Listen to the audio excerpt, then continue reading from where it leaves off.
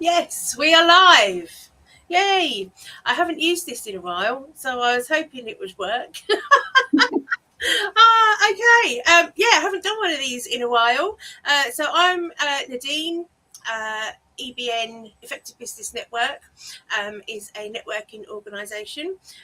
So we have lots of different groups throughout Essex, Suffolk, Norfolk, Hertfordshire, and I'm here today with one of my lovely new members who is joined the Colchester group last month, I think.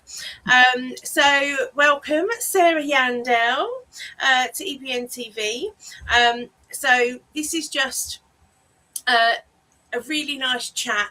If anybody's watching and you want to get involved and comment and engage with us, that would be amazing.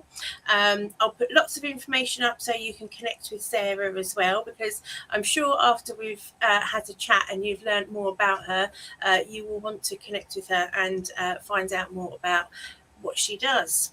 So, okay, let me pull up the chat box just in case anybody wants to have a conversation with us. So, Sarah, tell us a little bit about what you do, your business.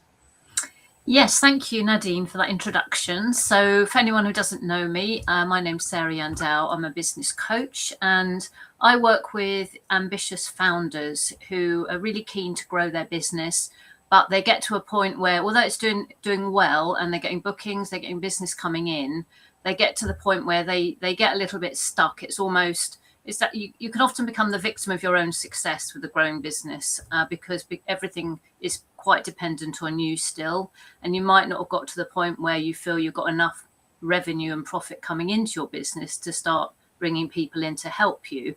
But it's at that point where you need to make some quite sort of big strategic decisions about how you're going to lead your business going forwards. So that's the part I really help with. And sometimes it's a little bit before that stage, ideally, because it's better to plan ahead rather than wait till you get to the point where everything is just, you're just juggling so much stuff. So the best time is to work with me just before that, really. And then we can go through all the sort of foundations that you really need to think through and put in place before you really put the accelerator pedal down on your business. So that's where I really help, just make sure that you know where you are and where you're heading. Yeah, and I think that's something that we probably all have done or still do at some point. We wait until we need something, some form of help and support, and things have got too much. But actually, if we'd have invested previously, we wouldn't have got to that point where everything does feel too much and like unable to cope. Because, like you say, it can become very overwhelming with lots of different decisions to make, and the bigger the business you get, the bigger the decisions and the bigger the impact they have. And if you're not in a good place, you're probably not maybe making the right choices because you're just feeling so much pressure. So, I think having somebody like you to be able to, work with before you get to that stage and actually plan, it does sound as if it would be a much smoother and successful growth journey for somebody. And so what do you think makes you different? Because there are a lot of business coaches, right? And everybody does something slightly different, works in slightly different ways, and also brings in lots of different experiences and knowledge from other things that they've done throughout their life. So what makes you different? Why should somebody want to work with you, Sarah? Yeah, you're quite right on that. There's a lot of choice there, and it's a very personal decision.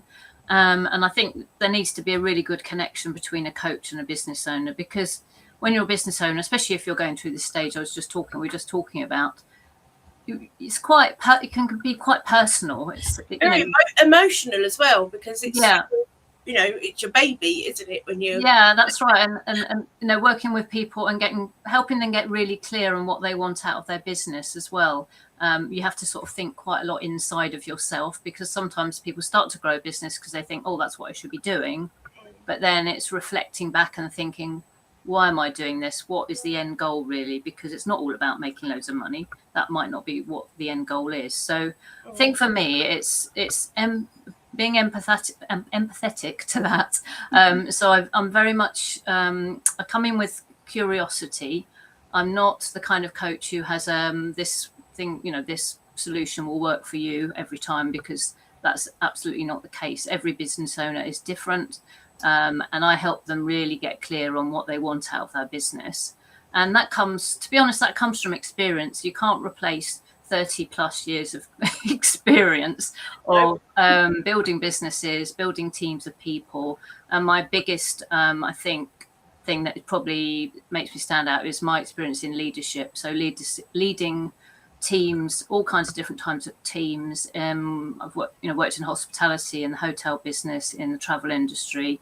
I built a business from scratch for a travel company, and that had a team of 15, and we got to a 10 million turnover. And then I co-founded my own business and grew that to a team of 25 and got to 8 million turnover. So they're, substantial operations where leadership is absolutely vital to get the right people in, to build a culture where everyone is basically signed up for what you are looking to achieve, and create that culture where everyone wants to excel. So they want it to be as successful as you do in the business. And that's what I've got experience of doing. And that's how I now help people to basically grow their business in a way that's right for them, and that they can build people in that are the right fit for them as well. Yeah, because that's the thing, isn't it? If you're used to doing everything on your own and it's just you've got all the responsibility, you deal with every aspect of the business, whether that's client facing, the operations, every kind of part, finances, marketing, you're doing it all. If you grow and you bring in people to manage the different aspects of the business, you're suddenly an employer and in a leadership position where you may not have actually signed up for that position. You just wanted to start a business and it's grown. And it's not always something that comes naturally, is it, leading a team? No, absolutely. That's I think that's the thing, that people set up a business because they've got a really good idea, but having a really good idea is not enough if you want to actually build the business and grow it. Obviously, having a good idea and just being a solopreneur, absolutely fine. If that's what you want to do and you're happy with that, then that's fine. But if you feel you want to grow the business for whatever reason, whether you want to prove it's a really good idea, you want to help more people because you've got a service-based business and you can make a difference for other people, then you do need to think of a little bit differently in terms of what you invest in your business, how you're going to grow the business. And then becoming a really good leader is absolutely essential. And those people skills are not just around your own team, it's around suppliers, it's around your customers and your clients. Understanding people is just it's just so important for every element of business. So yeah, those are the things we really talk about when I'm supporting my clients. Yeah, and you've got a lot of experience of dealing with people from lots of different backgrounds, cultures, different ways of working because of your extensive travel, haven't you? Yeah, exactly. I mean, that was the biggest education I think I ever had, actually, when I worked for a student travel company many years ago.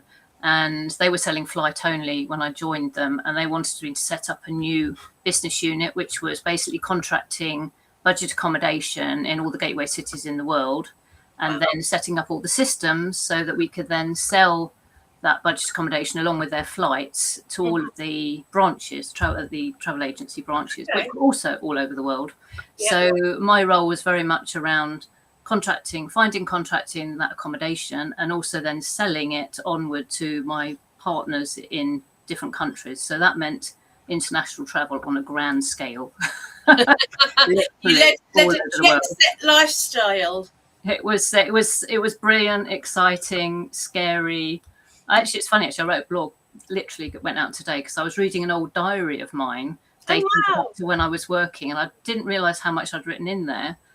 And it was really interesting because I was saying about how, I was really stressed all the time and there were so many big decisions to make, and I was doing all these long journeys and I was having problems with my staff, and I was worrying about everything. And then I wrote about a trip that I did, and we were hosted by all the senior management and everything, and I met loads of people that I had been working with and not met. And all the feedback was so positive about what I was doing and how successful it was. I was like, God, there's me worrying about everything, but everyone else is saying it's really good. We are our own worst critics. We're so harsh on ourselves, aren't we? I know I am. And I wouldn't be as harsh on anybody else as I am on myself. No, absolutely. Yeah, absolutely. I mean, luckily at that time, I did have a really, really good boss. I mean, he's the one who gave me the opportunity to do this, because I started with nothing, just like I was sitting outside the CEO's office with a desk and a chair, and that was it. And he was the one who obviously had the faith in me. And I've always thought he saw something in me that I actually didn't see in myself at the time, which was my pure determination. He recognised that I was not someone who was going to give up, and I would work my socks off, which I did. I mean, I worked ridiculously silly hours, and it was like crazy, but it was worth it. It was worth it. But and I think that's a really good sign of a leader, that they can see that. And he was great at stepping back and letting me take the reins and letting me make the decisions. He wouldn't butt in and say, do this, do that, have you done this, have you done that? He'd always ask me what I thought, and then he'd support me with whatever it was I'd suggested, which was just amazing. So I learned a lot from that. That autonomy to be able to actually do what you want to do to make a difference and do the job well. But that must be really hard as a business owner, though, to let something go and give somebody that. So, even down to, like you said, bringing in the right people. That's isn't it? The whole recruiting process and everything in terms of building that culture and being the leader, of your new growing business.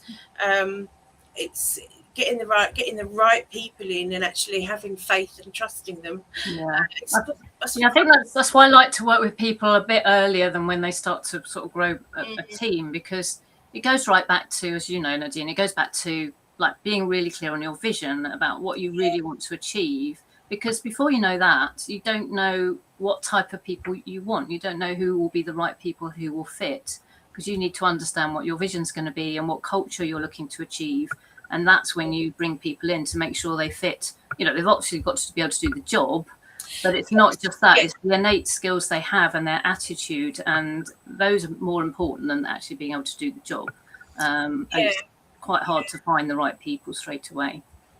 Yeah, definitely. I mean, yes, the skills are important, because you want to bring people in, don't you, to take over certain roles within the business, to take it away from you, and you want to have them to have a certain skill level, so you're not teaching them everything. But if they're not the right person fundamentally, they could have all the skills in the world, but if they're not going to fit where you see your business heading, that's a tough one, isn't it? Well, I've got a really good example of that, actually, because when I co-founded my business, which was a tour operator, we grew quite quickly, and we just brought people in who'd worked in travel agents. They'd be basically on the phones, taking bookings over the phone. And we brought a couple of people in like that, and we quickly realized they were basically order takers. We didn't want order takers. We wanted people who could really build relationships with our clients and upsell, cross-sell, really build repartee with them, which we did in the end. We got the right people in, and we really looked after them, made sure they were the right people, made sure they knew the destination, so they became really good at selling. And the clients, not only was the conversion rate much higher, but the repeat business and recommendation just skyrocketed, because they got what they wanted. Even they didn't always know what they wanted, but the person they were talking to on the phone found out. They asked the right questions and said, I think this is the right, the first question we always said was to ask is it a special occasion? And then that's, it's like your opening to, right, well. Absolutely.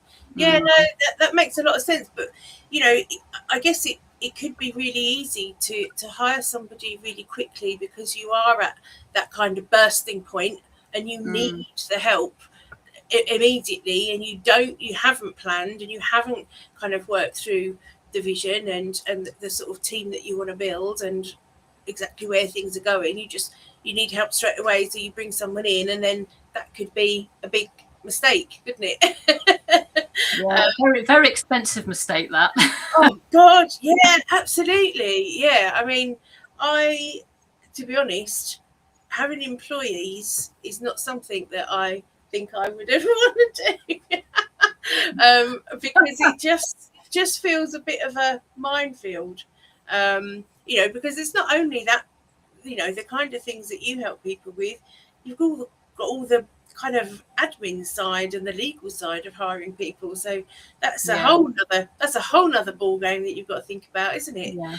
You obviously got the flexibility of outsourcing as well, which is obviously a big thing now. So that's a really good way of testing things, I think, because you might think, I need someone, but it's a massive step to start employing. I agree. So to just get someone to do some of that work on a freelance basis is a really good way of testing it out. And that you can get them to put things like if it's something that needs a process written, you can get that person to put the process together, do the work, test it out, refine it. And then if you get to a point, well, actually, I really do need to get doing this as a proper job full time, you've got it already. They're going to walk into knowing exactly what they've got to do, what's expected of them. So it's a much better way to do it, I think. Definitely. And I think on that note, having systems and processes in place from day one is so important, isn't it? And so many people don't do it because they think, I don't need that. It's only me. I know everything. I don't need to write things down. I don't need to have a system for anything. I'm not there yet. But yeah. I'm constantly surprised with people I work with who are already at multiple six-figure turnover, yet they don't really have proper processes in. They don't really know their numbers. They're doing fine, so they don't worry about it. They just keep going. But it's like, like you could be doing so much better. Yeah. Oh wow. So have you? So how do people kind of work with you? What does coaching look like with you? Well, I work on a one-to-one basis, so it's private coaching, and there's a few different methods. I do some basic sort of training which people can access, and then my most popular way of working with me is the foundations that we talked about. So it's a 6 hours worth of coaching on a private coaching basis, plus access to training and lots of worksheets as well. So there's lots of opportunity to work in their own time on the business in between having the coaching calls, and that basically goes through. I've got a framework that they would follow, but it's all about the things we've talked about, really. It's being clear on your vision, it's understanding your numbers, it's putting in the processes, it's looking at your, how you're going to go forward in terms of whether you're going to build a team and how you're going to basically promote the business. So, that's the most popular way of working with me. And then also I've got a program which is quite flexible, really, for people who are really wanting to scale the business. So they're typically looking to get to that 1 million mark. So that's a lot more about leadership and a lot more about strategy and potentially exiting the business as well. So that's a different type of program for people a little bit further along on their journey. Yeah, everyone needs something different, don't they, depending on what stage you're at. Yeah, exactly. And obviously people have different levels of, that they, how much they want to invest. Coaching is an investment, and you sort of have to think, what's the right investment for this stage of my business? So, you might want to have a low investment if you're only just starting, but if you'll get to that point where you really want to grow, then that's when you need to invest a bit more and get some really good coaching in that case. Yeah, definitely. It makes such a difference having somebody in your corner, I think, as well, because it can feel quite lonely when you're running a business. No, absolutely. And I think, a lot of people I work with, the feedback is often they feel like before even if they're doing really well, which a lot of them are doing really well, but it's almost like accidental. And they say themselves, I felt like I was just muddling through, but now I understand, I've now got the systems, I've got the process, I know what I'm supposed to be doing, I know where I'm trying to get to.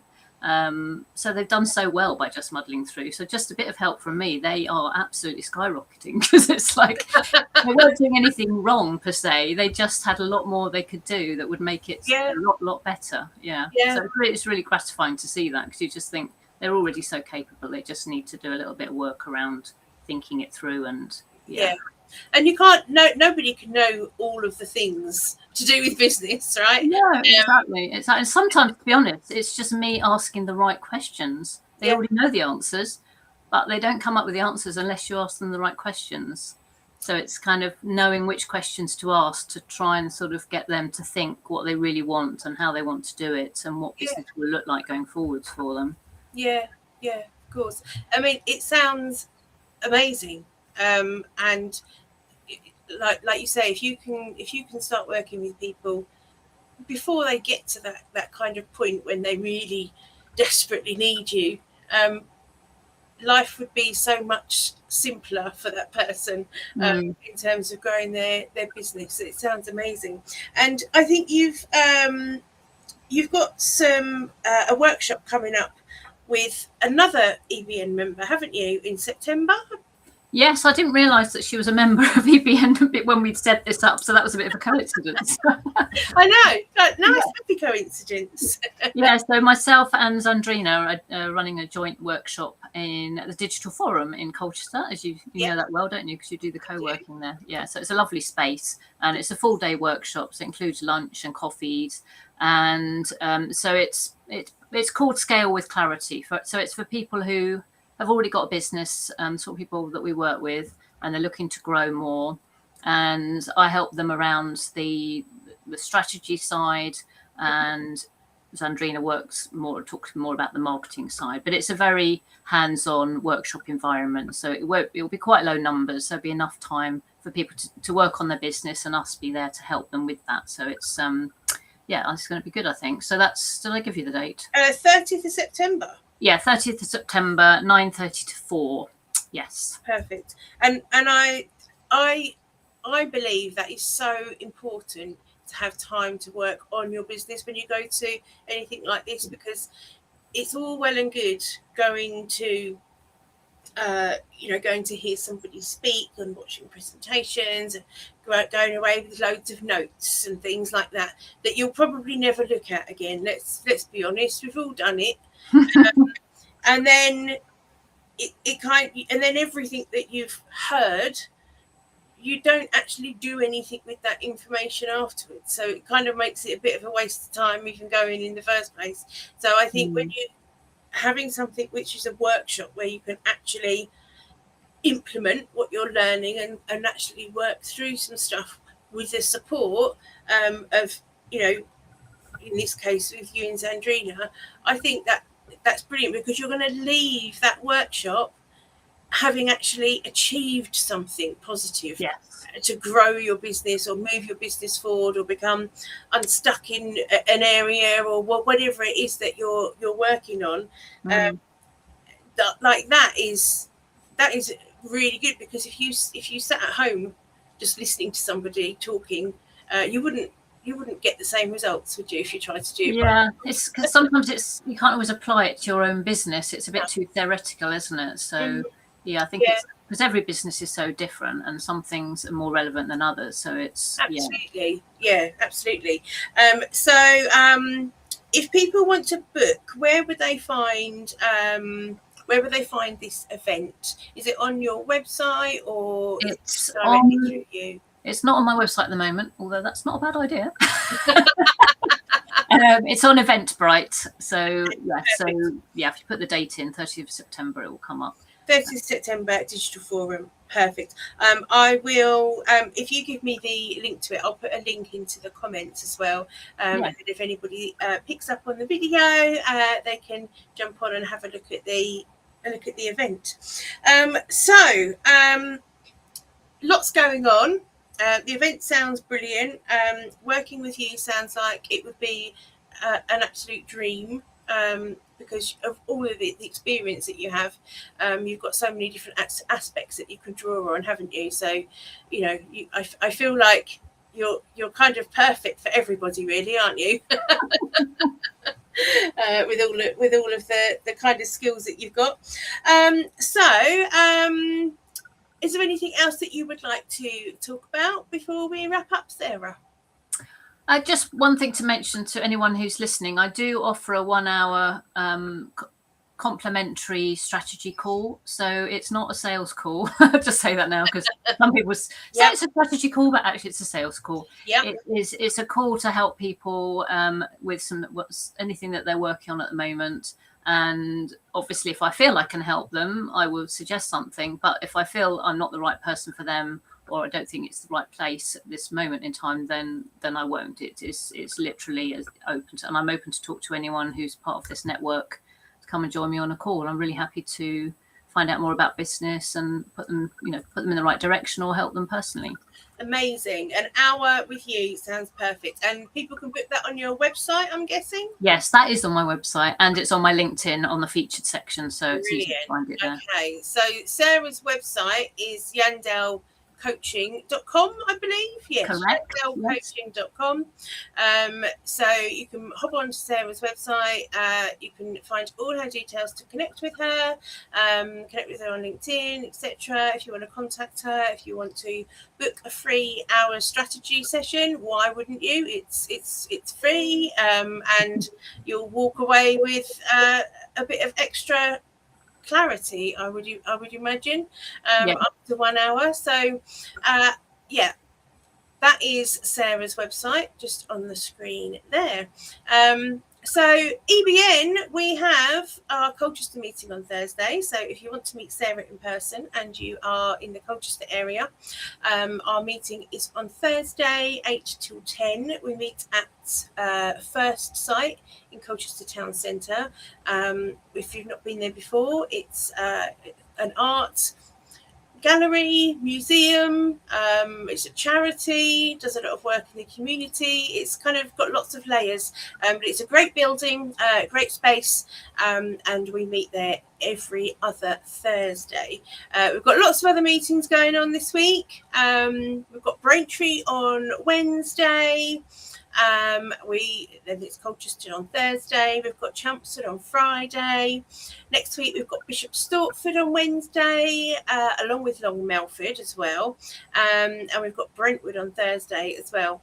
And we've got some events which we are relaunching in September as well, after a little break over the summer, because all of our members are going on holiday. So we'll be back in September with Norwich, Baddow and Tendring as well. So watch out for those. But yeah, that is it. Thank you, Sarah, for joining me on EBN TV today. And any questions that you've got about Sarah and about coaching, about her events and working with her, please connect. Any questions you have about networking, come and talk to me. So have a wonderful rest of your Monday, and I will see you again for EBN TV on Friday, I believe, when Anne Scott, who is our group director at Tendring, is joining me for a chat. So yeah, watch out for that one. Have a good day.